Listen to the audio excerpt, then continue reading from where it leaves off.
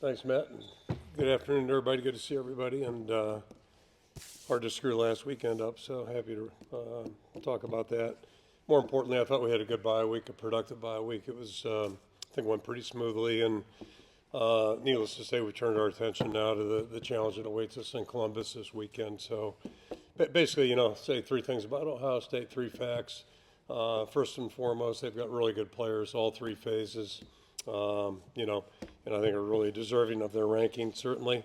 They've had great production in all three phases, and they're really well coached in all three phases. So it's kind of what you'd expect with a top-ranked team like that. Just very, very impressive in all regards. And then, on top of that fact, is that we're playing a very hostile environment. The Big Ten's full of a lot of tough venues to go to, and certainly Columbus fits that bill. So, against that backdrop, we have a big challenge in front of us right now. And the bottom line is this, games get played on Saturdays, at least they used to now, Fridays as well. They get played on the game field. So it's really all about the players and what they do. And as we move forward here, and kind of the message we've tried to convey to our team is that, it's all about our preparation. And it's all about, the way we practice and put study in on film, that type of thing. That's what's going to lead to good execution, and that's what it takes to beat a team of this caliber. So, basically, it's really dependent on how we prepare right now this week, and that's where our focus is as we move forward. I think we all have a good, good grasp for what's in front of us there. So, finish our preparation, make sure we go in there with the right mindset, and know that it's going to be, quite a challenge for us. And that's kind of it in a nutshell right now where we're at as a football team. Captains remain the same. Got Jay Higgins and Quinn Schulte defensively, and then Luke Lachey and Cade McNamara offensively will be captains going out for the toss. And then our kid captain this week, I know we're on the road, but we'll have a kid captain. It's 16-year-old Hayden Ulrich, and she's a young lady who at age 7 was diagnosed with a rare form of leukemia and underwent treatment over at the University of Iowa Stead Family Children's Hospital. And happy to say right now she's doing outstanding. 16-year-old doing really well. Outstanding student, aspires to be a nurse. I'll throw it out for questions. Hey, Kirk, LA Club Hawkeye weekend. Tons of weapons on this Ohio State offense between that guy Jeremy Smith and then running backs Travion Henderson and Quinshon Judkins. I guess looking at film, what's the strategy facing a team that has as many weapons? Yeah, I mean, needless to say, they're very balanced and they've got good talent at all positions. So it's not like you can load up in any one area. You really just have to play great team defense, and it's probably the only way you have a chance to slow them down. They've had a lot of big plays this year, and they've got really good players. You just named four of them that are really talented, and they're really good up front as well. Very veteran up there. So, and that's their whole team. They've recruited well historically, and now they've done a good job at the portal as well. A couple key additions on the offensive side, running back, center to name two, and obviously the quarterback on top of it. So right up the middle, three really good players. So there really is no weakness there, and it's just a matter of trying to compete with them each and every down. Blake Hornsey, Hawkeye headquarters. Kirk, I know in the offseason you wanted to bring in an offensive coordinator to bring in some new ideas while also respecting complementary football in all three phases of the game. It seems like the players really enjoy working with Coach Lester. You guys have scored 30 in the first 4 weeks. The statistics are much different than they've been. I wanted to ask you from your vantage point, what has he brought to this program and how things been so far? Well, it's just like when we announced him back in February. I feel the same way. Just first and foremost, a really quality person. And, I've been here 34 years now. I think I've worked with whatever it would be. Let me do the math. 2 coordinators plus 4. 6 coordinators offensively and 3 defensive coordinators in my time here. Fortunate that we have good stability, and I think Tim's been a great fit with the program. Tremendous person, as I said. Outstanding football coach on top of it. Just very positive and has really good expertise, and his passion and love is the offensive side. He's a former quarterback, and he's really fitting well with everybody in every regard. I also respect the fact, or appreciate the fact, that he does have, I think, a real perspective of the value of team football, and that's always been important here, at least during my 34 years, and I think he has an appreciation for that too. So he's been a great fit, and happy with the stats so far. But at this point, we've only played 4 games, so It's kind of like rankings. I think everything pans itself out or bears itself out a little bit more once you get into the latter part of the season. John Steffi, Cedar Rapids Gazette. Wanted to ask about a couple players injury-wise. Wilshon Williams and Seth Anderson. Are either of them back now after the bye? Yeah, they both came back at the end of last week, I guess Friday. I think they were both on the field full speed. So, yeah, it's good. And, if there's a positive thing right now, I guess there's a lot of positive things, but one is that we're probably about as healthy as I can remember ever. We had a record short medical meeting. Every Monday night we meet medically, myself, Ray, and the medical staff. And happy to say it was short and quick, so that's good. Our body weights are good. So, I mean, a lot of, for this time of year, we're doing pretty well that way. Chad likes to coach one register. Just curious, obviously, not many people go into Ohio State and win a game, but that's the only stadium you really haven't won in the Big Ten as a head coach. Yep. You got done in '87, but is that like something you'd like to accomplish, I guess, at some point in your career? I mean, yeah, that means winning this week, is what you're saying? Yeah, so, yeah, absolutely, yeah. No, I mean, I don't look at it that way, like, haven't done this or haven't done that, but do we want to win this week? Absolutely, yes, we sure do, and we're trying to prepare for that right now. And there's probably a reason to cite, the facts that you just gave. Historically, they've been really good, and they're tough to beat there. We all know that going into it, so, it's all about what we can do to try to get ready, and I don't want to say it took a miracle play, but it was close to that back in '87 over there. And, we were close in '09 and played a heck of a game there in '13. So we've had some times where we've really made it competitive. And I think there's some parallels between all those games. You're going to have to make some plays. You're going to have to compete for the full 60 because they were awfully good in '87 and, they were awfully good in '13. Some similar challenges back then. It felt like they had 12 guys on the field offensively. So, somehow, some way you've got to contain them a little bit and then also, try to muster up some plays on your end. And it's always a challenge. Scott. Yes, Scott Dockman with The Athletic. Back a few years ago when the NCAA allowed a four-game tryout, I guess it was for freshmen or whatever, to allow them to play but then maintain their eligibility. At first, you seemed to be in favor of that, and then a couple of years later, you kind of just said, I wish we would just go to a 5 years to Yeah. play football. And it sounds like that there's a kind of a growing swelling. The coaches are coming along with that. What's your feelings now on this? Because you've seen it kind of manipulated, if you will, in a couple of different situations. Yeah, that's a new wrinkle. What's happened there is a new wrinkle to some degree. So, I mean, nothing surprises me for a long time, but especially nowadays. But, yeah, I still feel the same way. I think, to me, it would make sense just to give players the option to have 5 years. The trend right now is to be in a place less than longer, as it was, maybe 10 years ago. So, yeah, I'd favor that. Certainly would favor that. And then, what you're referencing, what happened last week at a couple places, it's just, it's a reflection of the times, and there's, it is kind of what it is, unfortunately. You guys beat Penn State in 2021 at Senate, but since then haven't beaten Ohio State, Michigan, or Penn State. From your perspective, where do you feel like that gap is maybe between where you're and they're at, and what needs to be done to try and close it? Yeah, again, I'm not really looking at it that way. We just take each week individually. But, I mean, it kind of goes back. We've been playing pretty good defense. It's an old narrative. I mean, we've played pretty well defensively. We've had issues with the offensive line. And then last year we obviously had some challenges at the quarterback spot. So it's yesterday's news. And if you're going to play a team that is nationally ranked, top 10 team, and, those teams you mentioned typically are in that neighborhood, I'm not saying you got to be firing on all three cylinders, but it sure helps. It gives you a chance. And, I guess I look at it the other way. I look at last year. I'll go back to that because I know a lot's been written about how many points we scored against whoever it was a year ago. And, I think maybe you look at it the other way. Maybe we did a hell of a job winning 10 games. So there's two ways to look at every coin. And talent, there's ebb and flow of talent. I've been here 25 years, going on 26 now, and it's true each and every year. Every year's got its own challenges. You deal with the challenges that are in front of you. Try to play to your strengths and do the best you can on an annual basis. And, over the long haul, we're proud of our record. So, how it all pans out, it's a year-to-year basis kind of thing. David, Hawkeyes.com. Kirk, last week we got a chance to talk to Tim, and he said he felt like the passing game, timing-wise, was maybe closer than it appears. I think some of the players have kind of felt that as well. Yep. Cade and a couple others said that they really utilized the bye week to, one, heal up, and two, just kind of continue to work on that timing.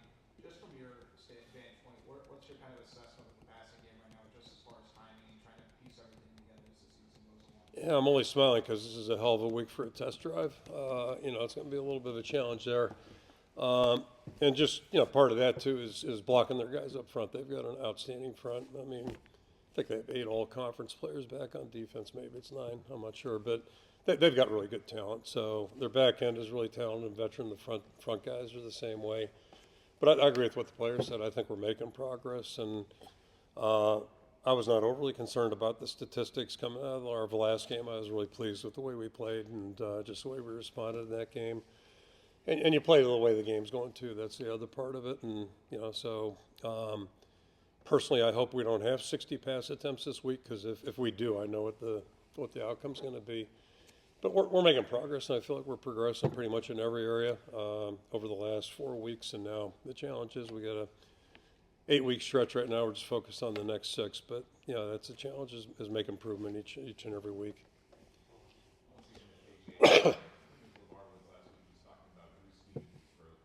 Yeah. Previous years, maybe him having false confidence is what he called it, and this year kind of growing to what is earned confidence maybe. Is that kind of what you've seen him into? Because he's perfect this year, had a pretty clutch kick against Minnesota at the moment. Hasn't really missed, hasn't faltered at all this year. Yeah, it's night and day difference, and just in general terms. And again, I can only speak to Iowa because it's about the only place I've been in college football, certainly in major college football. So for us, it's year 3 is kind of like a magical number, if you will. It seems where guys start to get traction as a rule. Not there's exceptions to everything. And I think Drew's probably a classic example of that. He did a nice job, and 2 years ago really did a really nice job. Last year kind of tailed off at the end. And I think all of us are wondering how he'd respond to that, but he's really come back just extremely, extremely impressive in impressive fashion. Starting in the spring, like he practiced well in the spring, and he's doing a really good job right now. And the kick that he made up in Minnesota was very, very impressive. So he's just, I think LeVar put it really well. It's a true confidence now because he's earned it, and he's more mature physically, certainly. So he's better able to execute his job, and he's just a whole different person. Not only as a football player, as a person too. He was a young guy, and he came here early. And probably wasn't the most physically mature guy. I mean, can imagine what I was like in high school. And he's here trying to play college football. So I thought he did a really good job early, considering. But now he's a much different person and football player on top of it. Scott, the Athletic. I wanted to ask about the line of scrimmage. I think most people will jump to the skill position players, but this seems to be a real classic line of scrimmage game. Yep. What do you see from specifically on their defensive line? It's veteran and tough. What can you do offensively to displace the line of scrimmage and give your team a chance to win? Yeah, it's going to be a challenge, snap-to-snap challenge. And on top of that, they're deep. They play, and they get ahead in so many games. I mean, early. So their backups are good too. They've got, if you want to call those guys backups, they've got about probably counted at least 8, maybe 10 guys that play and play effectively. And even when games in the first hand, they'll roll some guys in there, keep their other guys fresh. But they're physical. They've got good size, and they use that size. They really play physically, aggressively. They make you block them, and that's easier said than done. So it's going to be a good challenge for us. And their backers, very athletic and very active, and they do a good job letting those guys roam and get to the ball. So and they're good tacklers when they get there. So it's a really their stats are really impressive defensively, and it's for a reason. Another catchment with the Good Morning Raiders. Deshaun got the start against Minnesota. Do you anticipate him being out there to start the game again as well, and just kind of where Yeah. the position opposite Jamari is right now? Yeah, I think he will. But again, that's a position where there's a lot of equity in there. The gap is fairly close, I think, with all 4 guys that we listed back in August. So it's week to week. We'll just let the guys keep playing, keep maturing, and see how they do. And Jamari's playing really well, and he's healthy, so that's a good thing for us. He's a really respected guy and a leader for us. Jeff, let's go again. I'm trying to phrase my question a little better. When you have a guy, a quarterback who's beaten Ohio State, how much value do you put in that going into a game like this? That somebody's done that? Yeah, I think the bigger pictures, what I referenced earlier is just, he's got experience in the conference in major college football, and there are quarterbacks that transfer too, but he's had really a lot of success as a major college, playing major college, whether Power Four, whatever we're called now. You know what I'm talking about? Is it Power Four? Power Four. Okay, so Power Four experience, where he's played in the big time. But that's helpful. I mean, it's certainly helpful. It's better than going in with a true freshman. But so now I'm triggering thoughts here. I mean, I remember going in there, talking about near misses was 09, where a really young quarterback who had never started a game went in there. I thought played an outstanding game, and probably deserved a better outcome than what we got that day. But yeah, it helps. Experience is good at every position, and you say about our team last time we were over there, we were really young offensively. A lot of the same guys are back, but they're certainly different players, and this is a whole different circumstance, different teams, all that stuff. But yeah, it's in my mind, it's better to have experience than not have experience. Certainly in a case like this.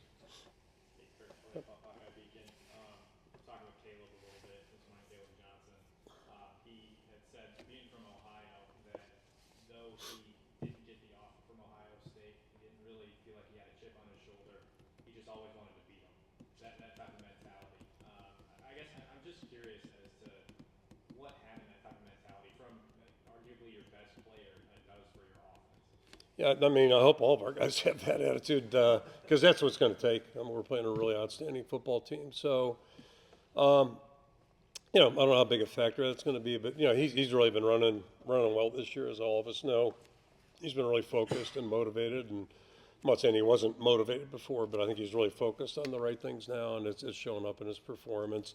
And we just talked about, Drew Stevens going into year 3. I think that's a factor here too, just the better understanding the challenges of college football, and it'll be one this week. Then nobody's really run through these guys very effectively, so it's going to be a real tough challenge. The holes are going to close quick, and I'm just standing here thinking about a particular play back in 08. We're playing Penn State, where I'm standing there watching. I think we got about an 8 to 10 yard gain, and ended up being 4-yard gain because Navarro Bowman closed the gap, and that's when you play a team like this. Those gaps get those gaps that look pretty good all of a sudden shrink fast, and so it's going to take everybody's best performance, and certainly Caleb can help us out. But yeah, he's doing a really nice job. John Seppe, Cedar Rapids Gazette. Kind of along those lines, how do you evaluate the run blocking through the first 4 games? And is there anything else that you kind of attribute in terms of the really much improved rushing offense, top 10 in the country at this point? Our back is, all of our backs are running well, but Caleb certainly is running as well as anybody we've had in quite a while. But we're 4 games into it, so we're not ready to have a parade quite yet. And then, I said this back in August. I think we're a little bit more mature, certainly up front, and better than we've been the last couple of years. No knock on anybody that's been out there playing the last couple of years, but we've had our challenges, and fortunately we've been healthy with these guys. They've been beat up a little bit, and they've experienced disappointment on the field, and now they're starting to have some success. I think they all realize this is going to be a huge challenge for them, but I think they're ready for it and eager for it. But it all goes together, and having an experienced quarterback helps too. And he's starting, I think, look a little bit more comfortable out there, which is something we were concerned about after a 2-year gap. So I think it's a positive as well. But everything kind of has to go together, and at some point the passing game will complement the run game a little bit better. And when you get that going, then you get a chance to have a good offense. Okay. Much like you mentioned earlier, games need to be played on Saturdays. Point spreads don't determine the outcome of the game. Just talking to the players earlier today, they seem to really lean into, I guess, the underdog mentality of the team. Do you encourage your players to lean into the fact that it's like, hey, nobody's picking us to win, let's go out and see what happens? No, I mean, they're pretty smart guys, and they probably know spreads a lot better than I do because I don't know them. So I'm sure, we're playing a top 5 team, so I'm sure we're underdogs. I get that, and But no, I think the important thing is for guys, whether it's a chip on the shoulder or the point spread, whatever, the important thing is just to understand, what it is, what it's going to take in terms of execution to have a chance to be successful. And first thing, you can't squander any opportunities. You really can't do that. And there's examples of their opponents, and Ohio State's got a lot to do with that. They force mistakes, they force turnovers or takeaways, and things like that. And then if you do get an opportunity, you got to cash in on it. And if you leave things out there in the field, chances are you're going to pay for it. And that's what happens anytime you're playing in a game against a ranked team, whether it's this game or I can reference the Penn State game in '08 or the '09 game. I mean, those little things. It's that old cliche, the 5-8 plays on Sunday. You look at those and say, that's kind of where it's at. Kirk Ferentz, WHOTV. Defense, giving up less than a touchdown a game, 60 yards on the ground. You guys counter with the rushing attack. When you have a game where they may force you to try to pass, do you still try to stick to your guns and run the ball, what you do best, or Yeah. do you have to kind of alter sometimes with when they're really good on defense? Yeah, and that's part of the, as I referenced a little while ago, stats can be a little misleading 4 games into it. Sometimes they're right on. But I think in their case, what it reflects to me is that, if you look at the halftime scores, pretty much, first game was a 10-point game, and then they just, they rolled in the second half. I think Marshall was 14 points at half, and then Ohio State, I believe, scored right off the bat, start the second half, so all of a sudden you're back to 21. And I know this, if we're playing in that kind of a hole in the second half, it's going to be really difficult. It's going to be hard to stay to any game plan other than you got to score quick, and that's good for the defense typically. So, the first challenge is try to keep it where you have an opportunity to be balanced. And, against a team that's this talented, just in general terms, I guess my belief is, you can't just be all pass or all run unless that's all you do. We're not an option team, so, you got to be able to pass the ball a little bit. So that is going to be the challenge. We're going to have to find that right mix and try to be effective in both regards to have a chance to be in the ball game. I heard Jack over the weekend. I know we've asked a lot, especially to Coach Lester, about the new headset communication deal that goes off after 15 when the play Yep. clock gets to 15. Knowing what happened last week in Minnesota, basically with the added context of that headset, does it change any preparation with how you go up against the crowd of 100,000 that it's frankly it's going to be the loudest crowd you'll see all year?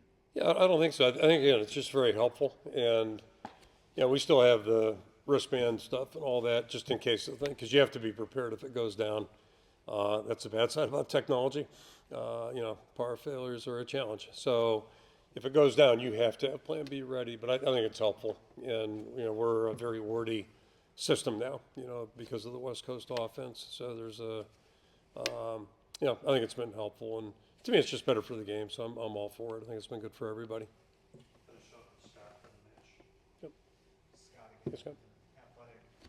Wanted to kind of bring you back to the 2013 game Okay, over there, yeah. which was very competitive all the way through the fourth quarter, and I think they're just athletes kind of paced the rest of the game. But you started out primarily running a lot of 13 personnel Yep. and really battering them, and Brandon Sheriff played maybe the best offensive line game I've ever seen. When you look at that game, how do you analyze? Can you project anything like that again into the future in this type of environment, or is it just the game has changed too much? Yeah, I'm always smiling. How old was I in 13? Like, 2013. I was a lot younger then. That's good. So anyway,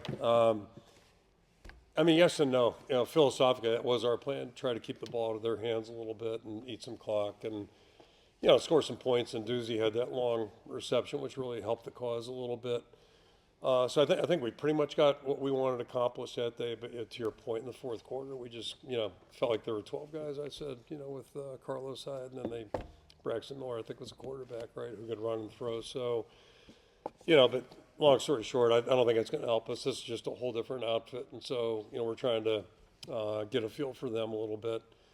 and how we're going to, face up. And it's nothing new, but it's always a challenge when you try to think about yourself formationally, what you're doing versus what you see on film. And we're a little bit different than most people. So, you're doing some projecting, and it's just, there's a lot of guesswork that goes into it, and it's been that way forever.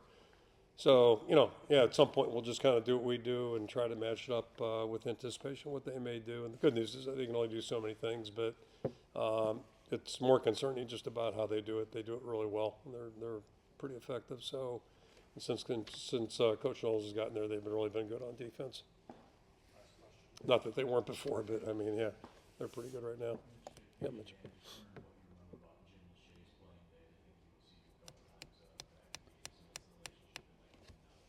Yeah, so I don't. We've got a mutual friend that I guess he was kind of a late bloomer, which is interesting because he was a first-round player and a really good player at Ohio State, and they've had a lot of really good offensive linemen, outstanding pro career. And so, I really didn't know him as a player. I knew a couple guys on the Redskins that had gone through Pitt that were teammates of his, and then he ended up in San Diego, and but I know him as a parent, and he's been just tremendous. Really great. And they're a great family, unbelievable family, very close family, and do a lot of things together. And I think Jim's had a great life, and he's got a great life professionally beyond football, and that's a cool thing. So it's been great having Luke in the program. He's just a stellar young person. Been a team captain every week, and my guess is that'll continue. Just a great leader, and that's really the fun part about all this stuff is getting to know the individuals and then the players' families on top of it, and all the good things that come with that. So they've been great parents, and he's in a little bit of a dilemma. I think Luke told me he's going to see 3 games this year. Obviously, this will be one of them. He'll be working it, but they're bye weeks, and I guess they have a Friday night game, or we got one where he's be able to get to him. So that's cool too. Okay, thank you. See you over there.